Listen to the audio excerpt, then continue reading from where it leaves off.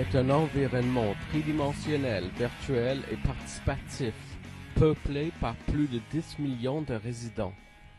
Chaque résident est représenté par un avatar, un corps tridimensionnel dont la forme et le mouvement sont contrôlés par la personne à l'intermédiaire de son ordinateur.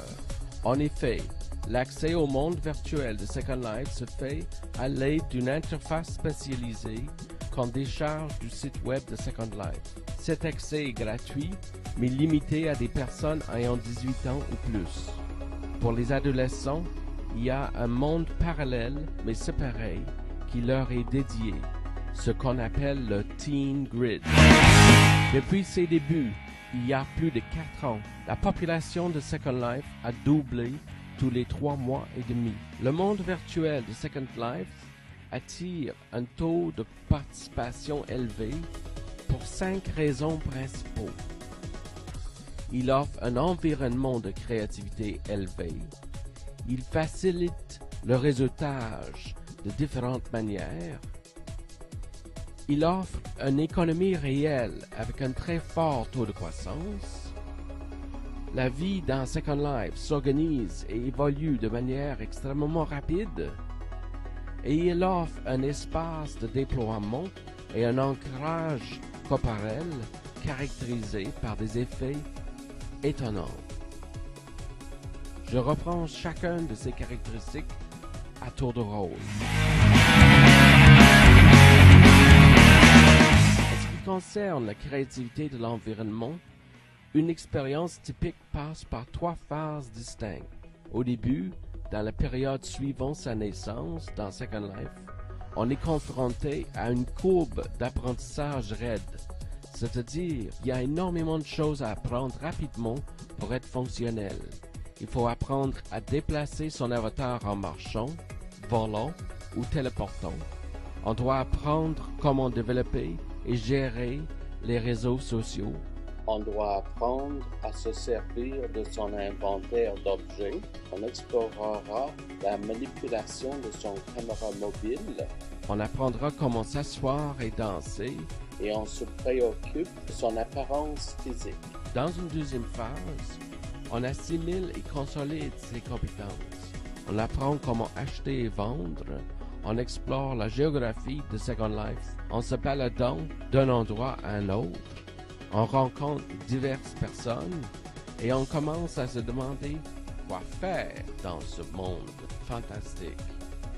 Enfin, dans une troisième phase, on commence à comprendre que la manière de vivre dans Second Life implique qu'on s'engage dans les activités créatives et sociales.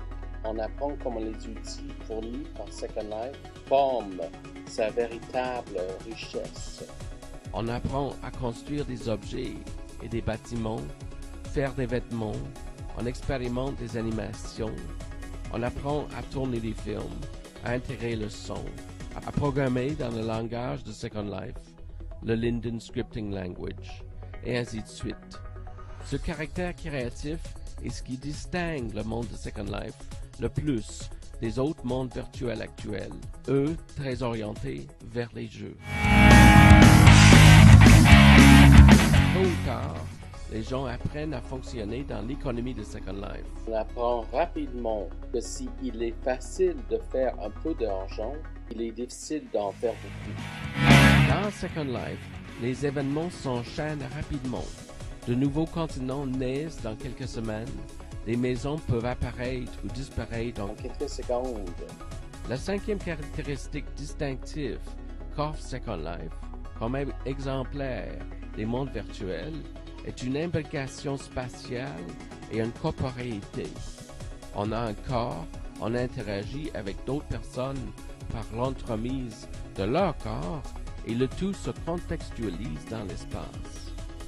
En effet, si de distance on aura l'impression que les mondes virtuels sont désincarnés, des études émergentes suggèrent la présence d'une panoplie d'effets et d'interactions entre son corps avatar et son corps physique, ce qu'on appelle le corps réel, des effets souvent étonnants et insoupçonnés, incluant une tendance à modifier sa posture réelle une plus grande affirmation de soi dans des contextes de négociation réels. Des changements dans nos habitudes vestimentaires ou dans notre perception de notre propre image du corps. Si Second Life présente un certain intérêt à titre de monde virtuel complexe, sa vraie force n'est pas en restant isolé. Second Life est de plus en plus intégré dans nos vies de tous les jours. Plusieurs compagnies majeures telles que Reuters, IBM, Sears, Apple et Dell. Les gouvernements commencent à faire semblant, en témoignage l'ambassade de la Suède, et des universités aussi, et la tendance s'accélère. Cette intégration se poursuit aussi de manière spatiale. Les architectes combinent des techniques de construction dans Second Life avec la construction de bâtiments réels. Plusieurs villes ont développé des analogues dans Second Life.